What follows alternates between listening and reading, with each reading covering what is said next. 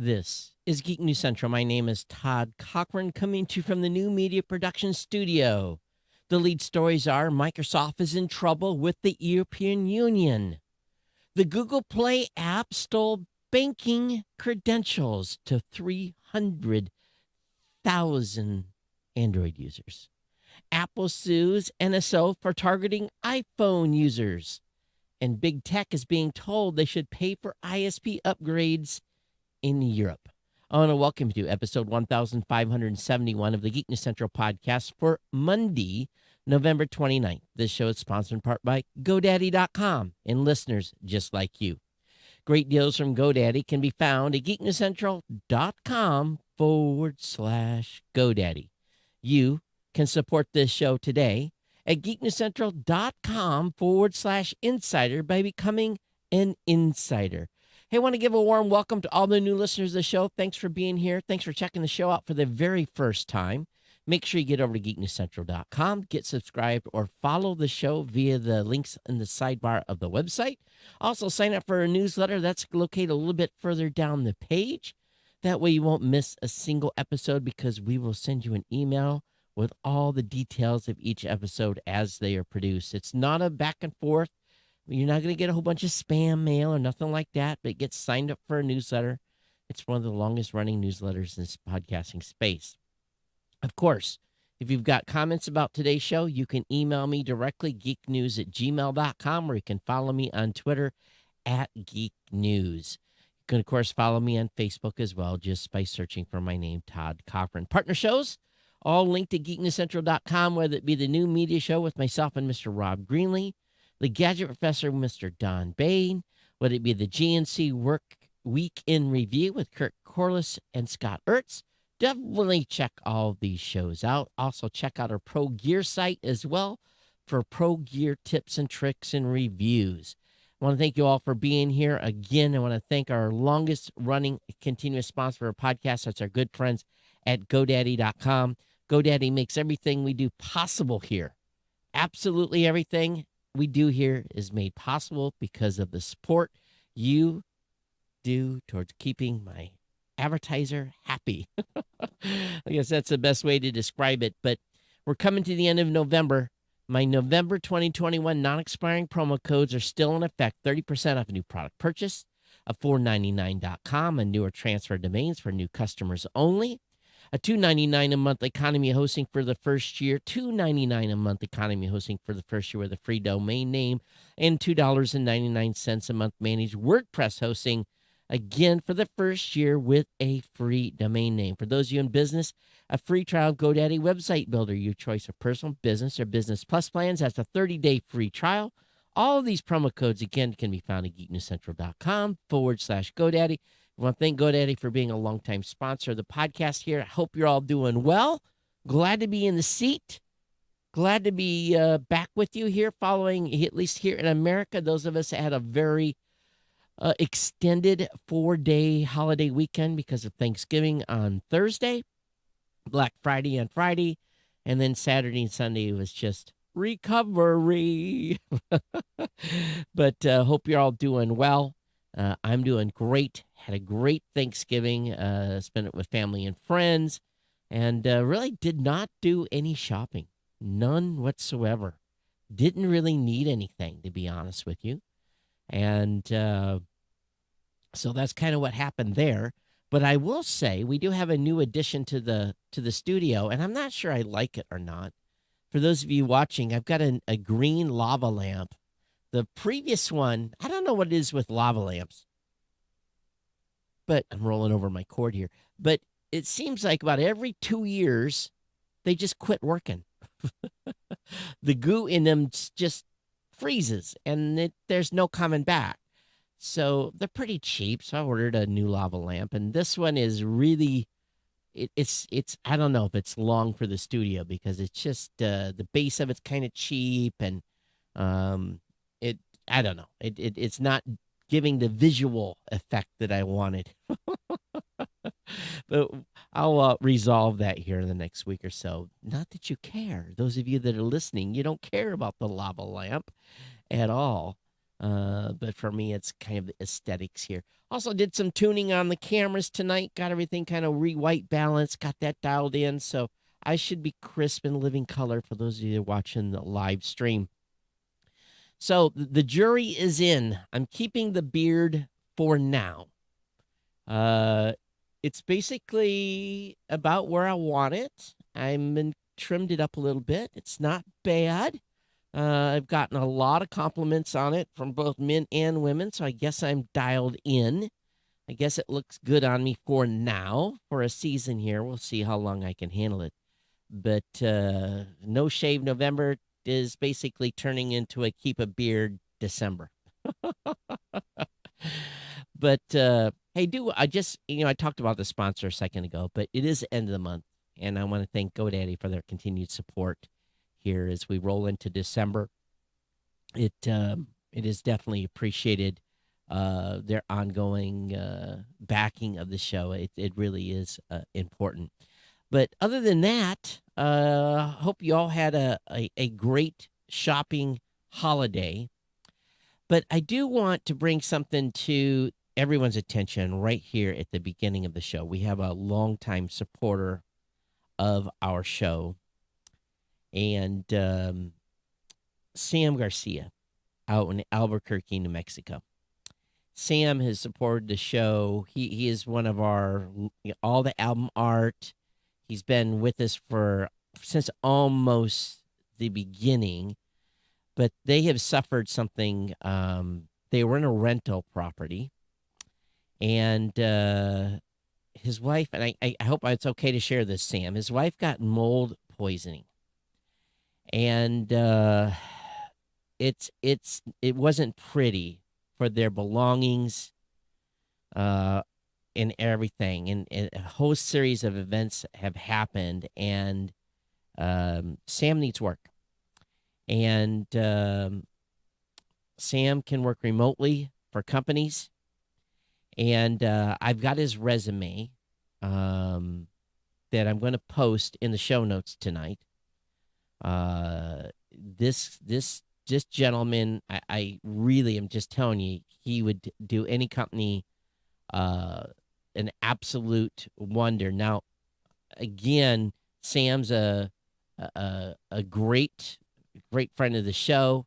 I've known him for many years, and he does web, UI, UX design, front end dev, product management, and again, I'll have a link to all of his work that he has done in his resume. He'd like to work remotely. So if any of you are hiring, you're looking for a web, UI, UX design, front-end dev, or project management, we've got a HANA member here, family member of the show, in great needs. And he has many years of UI design experience. And he's developed applications. He just goes on and on. But anyway, again, I'll have his resume posted at the end of the show. But I just wanted to bring it to everyone's attention. We take care of our own here to the best of our ability. And again, this goes to anyone that's part of the family here. If you're looking for a job or need a job, but we got some unusual circumstances with this one. I just can't even imagine. You guys know how mold is, right? It can be very devastating. And I prayers out to his wife and them that they get on the road to recovery. And he's got some hard times here. So I'm hoping those of you that are willing will reach out to Sam. At the same point, I'm going to do a special offering here that anything that comes in via PayPal that is one-time donations over the next week, we will forward that to Sam, and as a little bit of a help here to help them through their time. So any donations, any one-time donations made to the show over the next 7 days will be earmarked to go to Sam and his family in Albuquerque. So again, Yeah, prayers go out to him and his wife and the family. Sam's son went with me to CES a couple of years, worked with me. Really great family. But again, hearts go out to Sam Garcia. So I just wanted to put that out there tonight as a part of our opening today. It's one of those things when we have a family member in need, everything else stops and comes to the front of the show. This wasn't something I wanted to talk about at the end, where some of you may have bounced out. So, Sam, we're thinking about you, and let us see if we can get you some work. But I'll have that resume in my show notes on geeknesscentral.com immediately following the show. And for those of you that want to go to it right now while you're listening, it's at bit.ly/Sam-Garcia, bit.ly/Sam-Garcia. Throw our brother there some work. He definitely needs it, and but he's a good man and a hard worker. So everyone, thanks for that. And so we'll go ahead here and move into the content. But again, hearts go out to Sam and your family. So our first story up tonight in the stack is Microsoft is under fire in Europe for OneDrive bundling. Nextcloud and 29 other companies have signed on to a complaint against Microsoft's bundling of its OneDrive file sharing app with both Windows 10 and 11, saying it's nearly impossible for users to choose other file sharing services. And so they filed a complaint with the European Union and German antitrust authorities against Microsoft. In the complaint, Germany-based NetCloud told the European Commission that Microsoft is aggressively bundling its OneDrive, Cloud, Teams, and other services into Windows 10 and 11. Microsoft's combination of the dominant Windows operating software with OneDrive Cloud offering makes it nearly impossible to compete with their SaaS service. Nextcloud sent a blog post. It illustrates anti-competitive practice such as self-preferencing on the basis of market dominance of Windows. The CEO and founder of Nextcloud also pointed out in his blog that over the last several years, Microsoft, Google, and Amazon have grown their market share to 66% of total European market, while local European software and service providers declined from 26 to 16%. He described behaviors described above as the core of this dramatic level of growth of a global tech giants in Europe. They're deliberate, abusive practices, and those practices are no accidents. Now,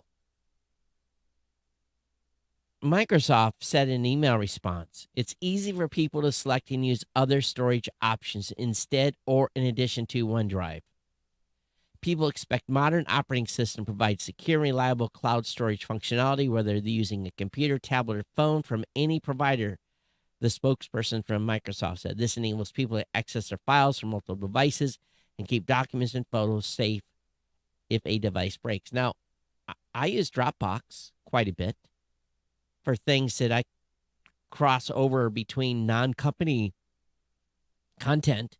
So when we have someone that's outside of our domain, outside of Blueberry Podcasting or Raw Voices domain, we use Dropbox or some other tools. And sometimes we even use the services from Google as well to share files. We're not locked in.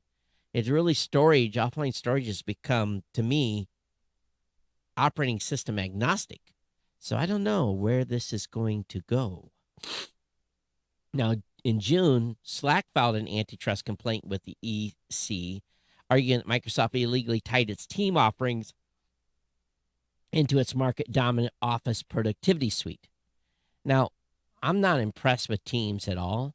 I'm forced sometimes to go into a Teams meeting, and I don't use Microsoft Office very often. On occasion, I do, but it just isn't something that I do on a regular basis. So we'll see where this leads, if it leads to anywhere. Now, Google Play, there were apps that were downloaded 300,000 times that stole bank credentials. Crooks, shysters found new ways to prevent Google from detecting malicious packages. Researchers said they discovered a batch of apps downloaded from Google Play more than 300,000 times before the apps were revealed to be banking Trojans. The superstitiously siphoned user passwords and two-factor authentication codes, logged keystrokes, and took screenshots. The apps posing as QR scanners, PDF scanners, and cryptocurrency wallets belong to 4 separate Android malware families. They were distributed over a span of 4 months. They used several tricks to sidestep restrictions Google had devised and attempt to rein in unending distribution of fraudulent apps.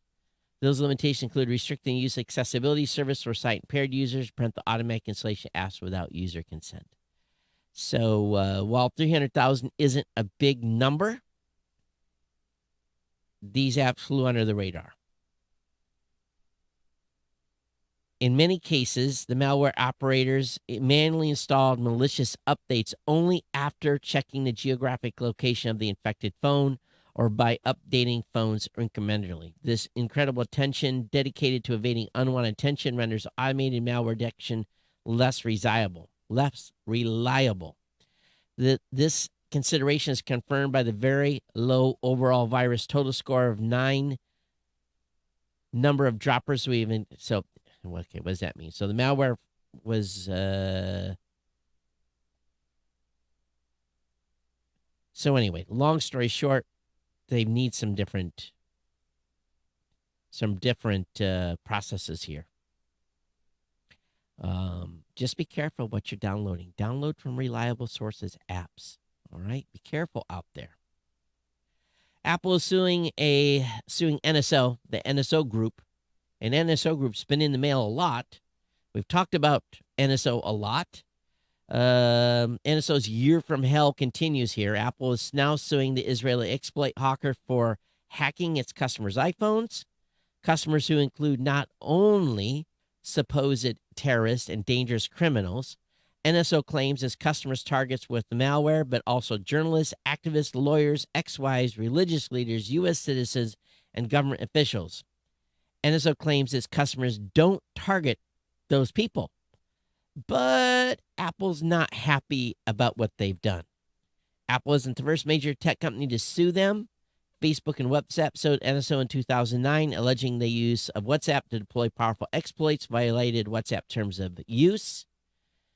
So, unfortunately, well, on one hand, it would be undeniable enjoyable to see NSO get slapped with an order to deny it access to WhatsApp and its users. On the other, it would be helpful. It wouldn't be helpful at all to turn research, security, and otherwise that violate sites' terms of use into a federal crime. So, unfortunately, according to the article here in Tech Dirt, Apple's lawsuit appears to be asking for something along the same lines. It also stretches the definition of legal standing, alleging it has a right to sue on the behalf of its users because reacting to the deployment of NSO malware has caused it to spend bits of its billions closing security holes. That being said, Apple's legal reps sure know how to open a lawsuit. Here's the first paragraph of the suit's introduction. Defendants are notorious hackers, immoral 21st century mercenaries who have created highly sophisticated cyber surveillance machinery that invites routine and flagrant abuse. They design, develop, sell, deliver, deploy, operate, and maintain offensive and destructive malware and spyware products and services that use to target, attack, and harm Apple users, Apple products, and Apple. For their own commercial gain, they enable their customers to abuse those products and services to talk to individuals, including government officials, journalists, business people, activists, academics, and even U.S. citizens. Woo! That's not going to help NSO's presumably permanently damaged SEO. In the following, these accusations with NSO's own admissions of malfeasance. NSO admits that its destructive products have led to violations of fundamental human rights, which have been widely recognized and condemned by human rights groups and governments, including the U.S. government, to ensure that their product can be used by others to maximum effect. NSO reportedly provides ongoing technical support and other services to their clients as they deploy NSO spyware against Apple's products and users, including journalists, human rights activists, dissidents, public officials, and others. Most recently, The Guardian reported that 6 Palestinian human rights defenders, one of who is also a U.S. citizen, were attacked and surveilled using NSO's spyware. Although NSO claims that its spyware cannot be used to conduct cyber surveillance within the United States, U.S. citizens have been surveilled by NSO spyware on mobile devices that can and do cross international borders. Now, let me just explain something here. If you are an American citizen and you get on an airplane and you fly to another country, you are no longer protected. Your phone and its contents are no longer protected from unreasonable search and seizure. Foreign governments can and will get into your phone. If you go into China with a phone that is of a U.S. origin, you can have your phone hacked.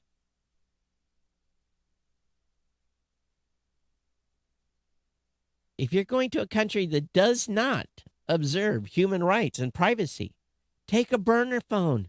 Do not take a phone with you to a country that you would want it to be revealed what's in it. And it could go all kinds of different things. Let's say you have naughty pictures of you and your partner. Well, in some countries, you can go to jail for having that on your phone.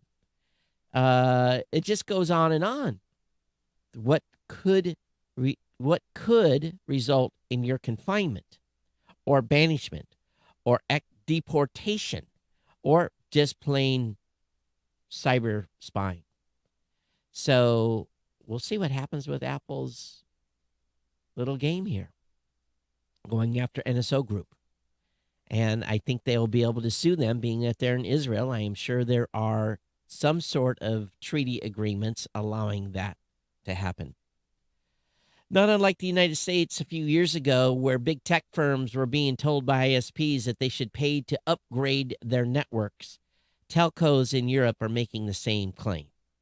Over a dozen ISPs complain their networks are monetized by big tech. But what they fail to realize is me and you, Joe C. customer or Jane C. customer, pay our internet service providers for the ability to go onto the internet and go where we please. They are paid to provide a service and to maintain the interwebs. But yet, these CEOs of 13 large European telecom companies called on tech giants, presumably including Netflix and other big U.S. companies, to pay for a portion of the internet service provider's network upgrade cost.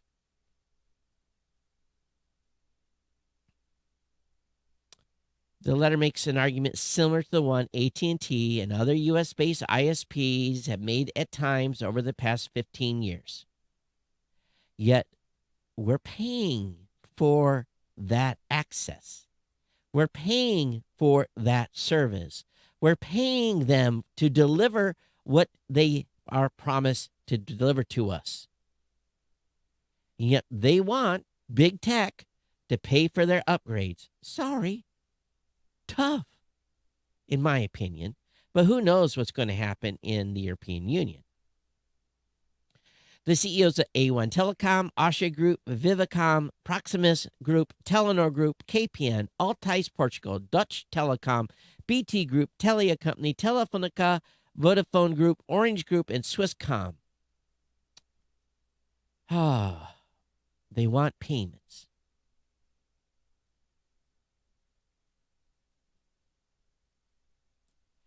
The CEO of BT Group Consumer Division, Mark Alero, recently argued that net neutrality rules should be changed so ISPs demand payments.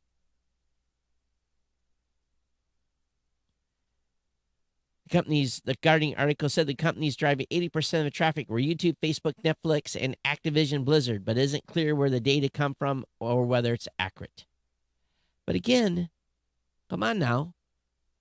I'm paying $99 a month at my home for absolute crap, 15 meg down, half a meg to a meg up. Here I'm paying $233 a month for commercial service, for $400 down, $20 up. I'm paying them enough money each month, and each one of us are, here and in Europe, for them to upgrade their networks. Considering some of the additional stories I have later, we'll go into that. We will dig in and talk more about the things internet service providers are doing and not doing. Moving on, going back to apps, Google Play unveils its list of top apps and games for 2021. So what are they? Which one are the big ones? Well, Pokemon Unite took the top spot for the game categories. I know a lot of people that play Pokemon, even within my extended family. Google Play users made selections for their favorite game of the year, determining Paramount Plus as the user's choice app, Garena Free Fire Max as the user's game choice. Empath, Mentor Space, and Speechify were among the best apps for good category. So there's a list of winners. I have the link up in the show notes. This is from an article from CNET. Well, about the time I'm doing this show right now, there is an asteroid that is fast approaching us. A 430-foot asteroid expected to pass by Earth today, right now. NASA says they expect to see the asteroid sky between 4:30 p.m. and 5 p.m. in California. So that would be 7:30 and 8. What time is it here?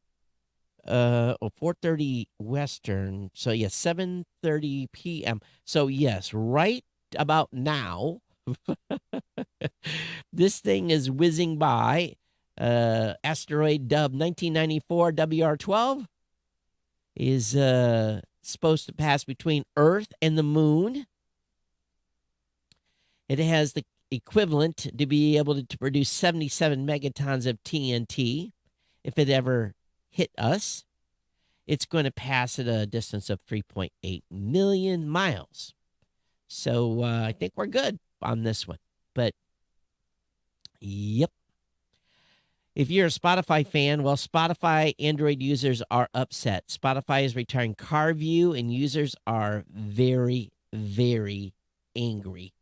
Appears everyone likes to listen to music in their cars. They should be listening to podcasts. So it's a little surprised that Spotify had a card view mode, allowing users to jam out to their favorite tracks more easily and, more importantly, safely while driving.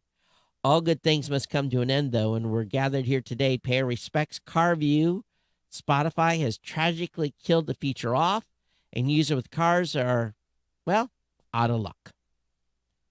So Spotify says, we confirm that we're retiring the Car View feature. This, however, doesn't mean that you don't want to improve on how our users listen to Spotify while driving.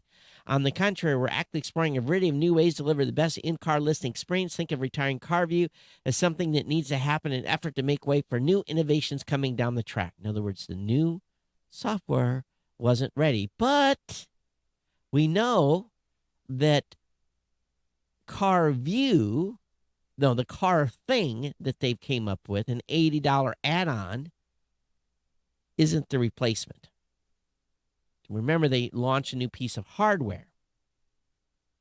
So I don't listen to Spotify in my car or on my phone, so it doesn't matter. I know some of you do. If you're on Facebook or YouTube or wherever you may be listening to the show today, please check in and say hello. We appreciate when you do. When you say hi, it's always favorable to me to see that little mention. Always make sure you check in and say hello.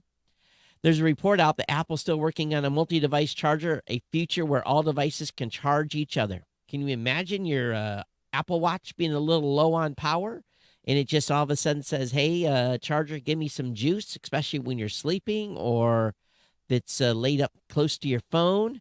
Well, that's the goal. They want the devices to be able to interchangeably charge each other and at the same time have a more universal multi-device charger. They're not there yet. That's what they want to be. That's the goal. We'll see if it ever happens. We'll hold our breath.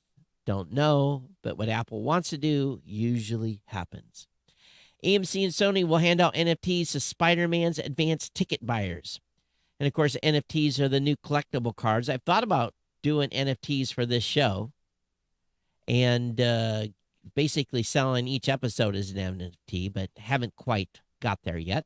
But anyway, AMC, the theater chain, and Sony Pictures giving away 86 NFTs to Stub Premiere A-List and Investor Connect members who buy or reserve tickets for Spider-Man No Way Home showings on December 16th. So if you want an NFT and you're one of those folks, be able to get one. I'm ready for Matrix. Can't wait. It's coming in December. Lots of good movies coming in December that I'll actually go to the theater and watch. The UK's antitrust regulators, let me say that again. The UK's antitrust regulator is reportedly set to block Meta's purchase of Giphy.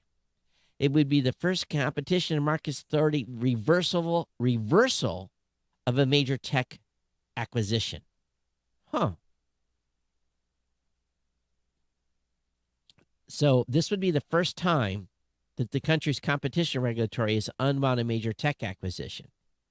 Meta, or Facebook at the time, announced in May 2020 that bought GIF, the platform, with the goal of rolling it out on Instagram. Reports pegged the price at $400 million. The CMA raised concerns about the acquisition, however, opened an investigation of the deal the following month. The regulator ruled in August that the deal could prevent rivals such as TikTok and Snapchat from accessing Giphy's library of GIFs. It also said the deal could remove a potential competitor to Meta in the UK advertising sector.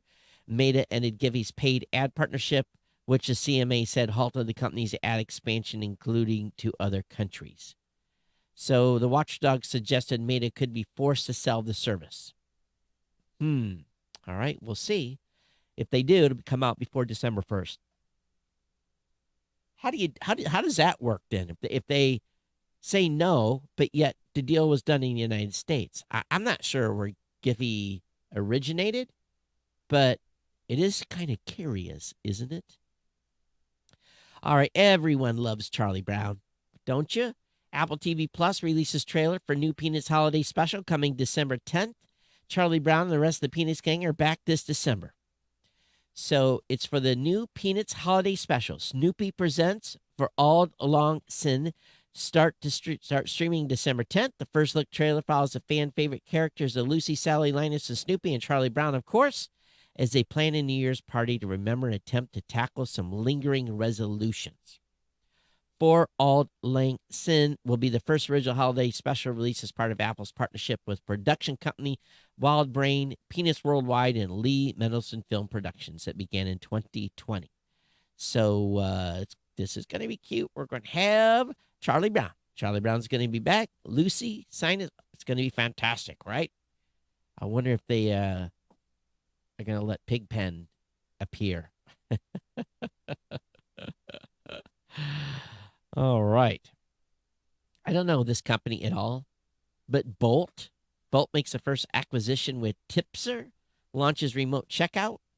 So the ability to purchase something at the point of discovery from digital content exists, but checkout technology company Bolt has the opportunity to give that the one-click treatment.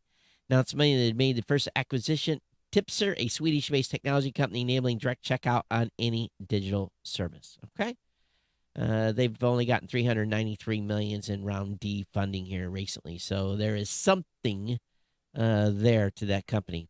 Tomorrow is, or for those most of you listening, show on Tuesday, today or tomorrow. Of course, I'm recording a show on Monday. Is Giving Tuesday. So, how to avoid scams when making a donation. Now, with the annual splurge of food and shopping, Black Friday, etc., you may be looking at opportunity to help others. Now, I have my own place that I donate. I like to donate to Ronald McDonald House.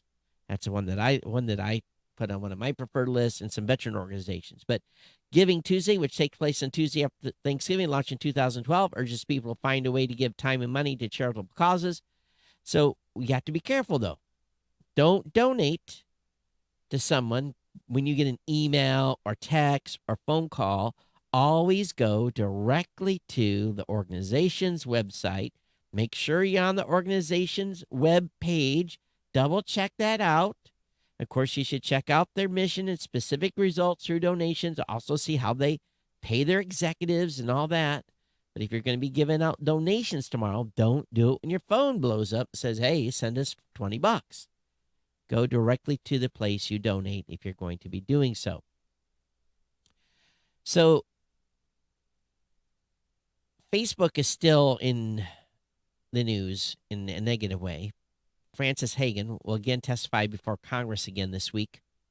It will be the Facebook's whistleblower's second time testifying, but listen to this. House Democrats announced that Facebook whistleblower Frances Hagan will testify a second time to discuss possible legislative changes to controversial legal liability shield Section 230. Now,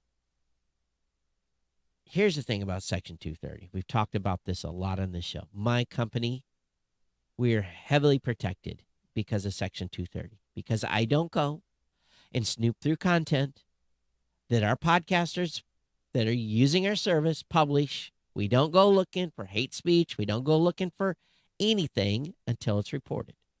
Until someone reports something to us, we don't go look. And I can count on my two hands the number of takedowns we've probably done over the last 10 years of content that we deemed to be an issue.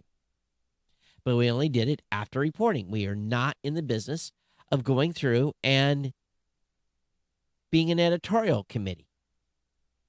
So this allows us to be protected under Section 230, whereas Facebook, Twitter, and the others, they really have screwed us over.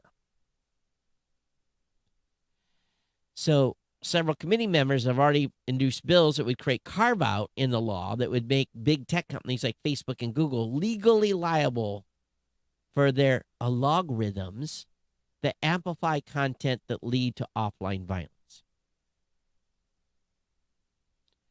Hagan will testify alongside Color of Change President Rashid Robinson, according to House Democrats on Monday. Republicans are all expected to offer a witness for the hearing. A second panel will feature expert witnesses from organizations like Free Press Action and Cyber Civil Rights Initiative. So I'm telling you, the Section 230 stuff, if it gets changed and my company's impacted because of the stupidity of these companies and what they've done, I'm going to be severely pissed, to be honest with you. Section 230 is good if you follow the rules. And don't try to be an editorialist. Don't try to go through and decide what's what through people that are observing the content or the computer, etc. Panasonic is confirming a data breach after hackers access internal network. Panasonic sent a press release that its networks illegally accessed by a third party on November 11th, that some data on file server had been accessed during the intrusion. However, when reached, Panasonic spokesperson Dania Delisier confirmed that the breach began on June 22nd and ended November 3rd. That unauthorized access was first detected on November 11th. The Osaka, Japan-based company provided a few details of the breach in its press release. Company said, in addition to conducting its own investigation, is currently working with specialists, third-party organizations to investigate the leak and determine if the breach involved customers' personal information and or sensitive information related to social infrastructure. So we see what's going to happen here. News of this data breach comes less than a year after Panasonic India was hit with a ransomware attack that saw hackers leak 4 gigabits of data, including financial information, email addresses. It also comes amid a wave of cyber attacks targeting Japanese technology companies NEC and Mitsubishi Electric. Both fell victims to hackers last year. And Olympus was recently forced to suspend European, Middle East, and African operations after being hit by a Black Matter ransomware. So looks like all companies have a little bit to do on cybersecurity. Sonos, I love Sonos speakers, but they're very expensive. Sonos may be working on a mini subwoofer. So in a Reddit post spotted by Android police, a Sonos user recently noticed the S2 app mentioned a sub-mini speaker. If you tap the more information prompt when adding a second sub to an existing home theater setup. Sonos does not sell a product called the Sub Mini currently, but all this suggests that Sub Mini will cost less than the pricey $749 Sub Gen 3. Unfortunately, Screenshots doesn't offer definitive details and pricing, so we won't say too much. Sonos didn't have much to say about the screenshot when Engadget reached out. Something got put in the app too early. Miami rescinds its short-lived ban on shared electric scooters. New rules on speed enforcement allay concerns. Earlier this month, the commission voted 4-5 to end the city's multi-year scooter project, citing blocked sidewalks and the risk posed by untrained riders on busy streets. The companies that operated shared scooters, including Lime and Spin, argued the service helped reduce car usage, connect residents to transit hubs, and bring extra revenue to the city, and also run into people. So then a message appears to have gotten through. On Monday, the commission voted 3-1 to rescind the ban on the conditions new safety regulations would be implemented. The new rule includes authorizing police officers to enforce speed limits. Okay. I'm sorry. I'm not a fan of these scooters. They are all over the place. They're eyesores. I see a lot of people drunk driving them in cities I've been in. I know it's not the case everywhere. I know some of you using them responsibly, but geez, you just see them everywhere. I'm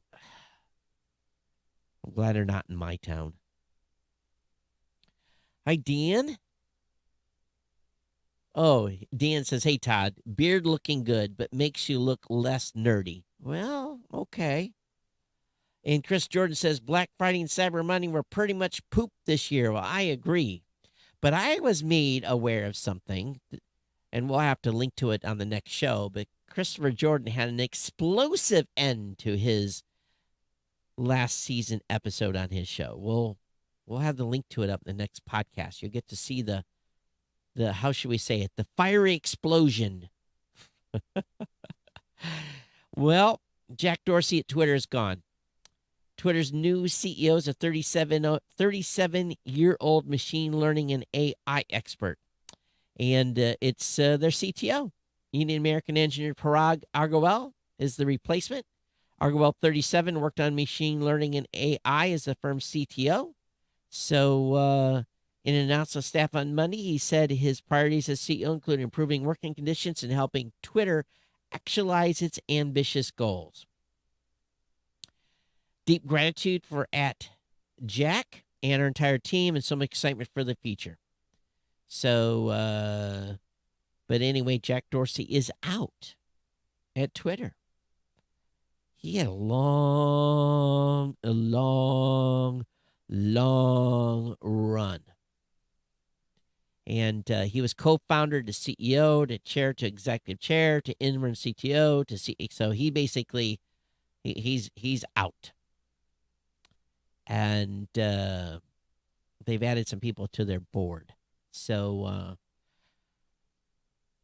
we'll see. Amazon warehouse workers in Alabama will get another chance to vote to unionize. The National Labor Relations Board authorized a new union election at one of Amazon's Alabama warehouses. Amazon employees at the Bessemer, Alabama warehouse, known as BHM1, in April overwhelmingly voted against joining the retail, wholesale, and department store union. The union argued Amazon illegally interfered with the election, kicking off a protracted legal battle, which resulted in an NLRB ruling. A new election date has yet to be announced. So if it was so, okay, we'll see what happens on the next vote. We'll go from there. Now, here's an interesting one. Elon Musk has told Tesla employees to stop rushing to increase quarterly deliveries. In a recent memo, he told the company's employees not to sprint to make deliveries by the end of this quarter. Instead, focus on minimizing costs.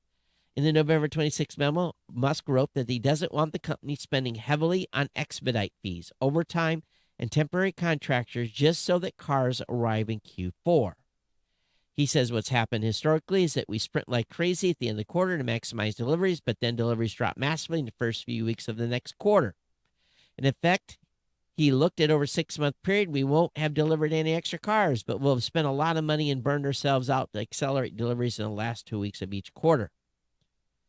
The memo was sent out a little over a month after Tesla was able to increase its global deliveries to 241,000 in its latest quarter. This is not the first time Musk has told employees to focus on costs over delivery targets. But the practice has nevertheless persisted within the company. And this creates an intense end-of-quarter pressure at Tesla. Increasing costs can lead to customers being rushed to take delivery of cars, et cetera, et cetera. So, interesting move by the Tesla team. All right, ladies and gentlemen, we are on the countdown. NASA is giving the green light to fuel the James Webb Space Telescope. This is very, very exciting. NASA engineers been cleared at the Guyana Space Center in South America to begin loading 63 gallons of fuel and oxidizer into the James Webb Telescope. It's amazing it's only 63 gallons. Only 63 gallons. And that's going to be used to keep that thing in the right attitude, etc., for a while. Well, anyway, during consent to fuel review, mission managers gave approval to begin the propellant. The propellant loading operations inside the S5B fueling cell will take about 10 days. What are they delivering? They're putting 42 gallons of hydrazine and 21 gallons of dinitrogen tetroxide in a mix of storable fuel and oxidizer to feed the mission's 20 rocket thrusters. So, again, we have a launch window, I believe, of December 18th. Excuse me, December 22nd. It's going to be going up on an Ariane 5. The half-hour launch window opens at 7:20 a.m. Eastern and 9:20 a.m. French Guiana time. I guess we will be watching this. But $10 billion sitting on top of a rocket would scare anyone, right? Silicon Valley billionaire is suing the New York Post for defamation over allegations that he kept a spreadsheet of 5,000 women that he had slept with. Huh. Wow. That's a story in itself, if it's true. Wow. That is a story. Link will be in the show notes. I won't go into the gory details. I told you to talk a little bit more about cable companies here tonight. And cable giant Spectrum has allegedly endangered employees and screwed its technicians during COVID. Most broadband providers saw a major uptick in both subscribers and revenue during the COVID crisis as working and schooling at home exploded, but at regional monopolies that dominate the U.S. telecom sector, revenue most assuredly didn't go to employees at most of those major companies. In fact, Gizmodo has a new report highlighting how cable giant Charter, whose broadband and TV service was sold under the Spectrum brand, doubled its revenues last year thanks to COVID, yet found a way to dramatically reduce pay for its field technicians. Charter amassed new pandemic era wealth, $3.2 billion, nearly double the previous year. Charter did so in part by widening and expanding its self-install program, which it touted as a major cost-saving measure, but contract workers said the savings came out of their pockets through a systematic scheme to mislabel their jobs as a lower-paying emergency fixes. Charter was widely criticized for putting both public and its own employees at risk in the early months of the pandemic. Workers whose jobs could have been done remotely were blocked completely from being able to work at home, despite a recent instance of positive COVID-19 tests. Meanwhile, subcontractors complained they weren't being given the PPE necessary. At the same time, pay dropped significantly thanks to a procedural classification trick. During COVID, Charter's new self-install option reduced the need for an on-site technician visit, allowing the customer to connect and install the cable modem themselves. Inevitably, the cable technicians have to visit those homes anyway, either because the user screwed something up or because there are inherent problems in the local building or block wiring, or that the customer couldn't fix. But Charter used this opportunity to classify those visits as somehow less important than traditional installs, reducing subcontractor pay significantly. Under Williams' contract, a TV, phone, and wireless hookup for Spectrum would normally pay subcontractor about $64, but the job reclass itself install pays around $35. He and fellow contractors sent their manager emails and photos showing that they'd done 4 or 5 hour jobs for only $35, but it didn't change the thing. I don't doubt it. When you have all of us have had cable installs that even operating cable that act weird, and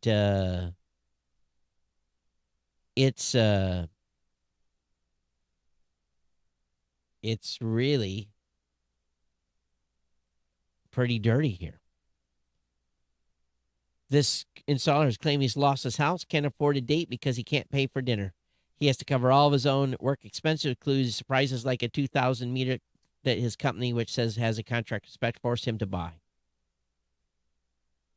$300 must require liability insurance, $8,000 to $10,000 annual fuel costs, but yet only paying $35 for a service call. Time to be in a different business and quit working for those folks. Plenty of jobs out there, but the workers always get screwed.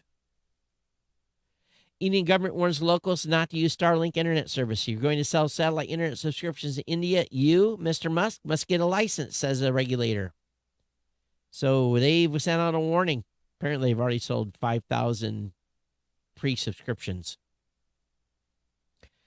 Finally, tonight, Nissan's to invest $17.6 billion in EV development over the next 5 years, with Ambition 2030 plans to develop 23 new electrified vehicles by 2030. Someone better start putting up charging stations. All these electric cars, I had to have my car serviced today, and I was inside a Ford dealership. It was kind of funny. They had a 2019 Chevy Corvette that was in there that they'd bought that someone traded for a vehicle that only had 1,700 miles. It was kind of crazy to see a Chevy Corvette in a Ford dealership room, but this vehicle is clean and beautiful. I have no idea what they were asking for it, but they had an electric Mustang in there, which I swear is the ugliest thing I've ever seen. So now everyone's gonna do all this EV development. Yet I live in a town with one.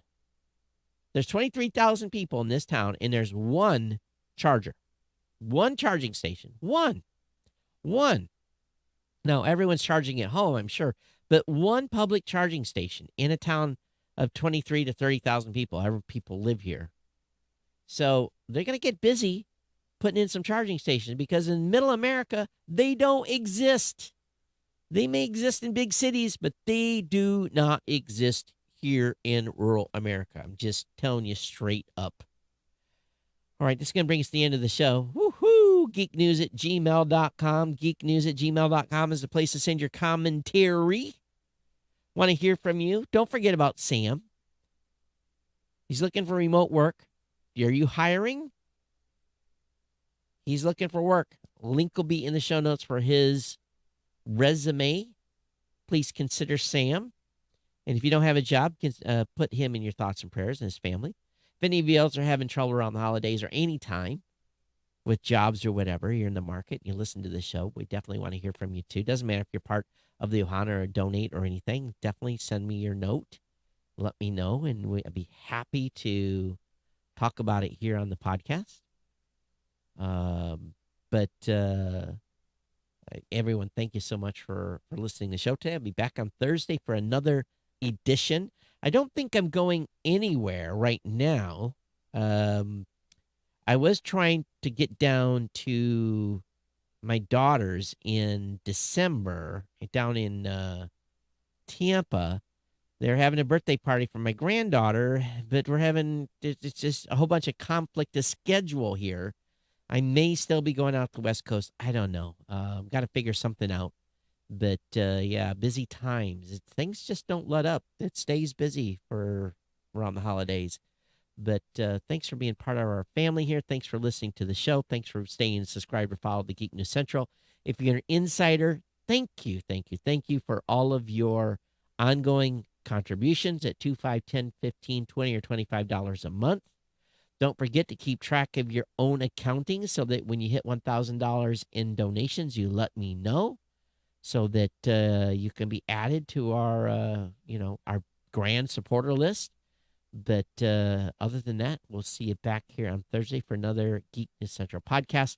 If you're subscribed to the show, thank you for staying subscribed. Everyone take care. We'll see you next time. Bye-bye.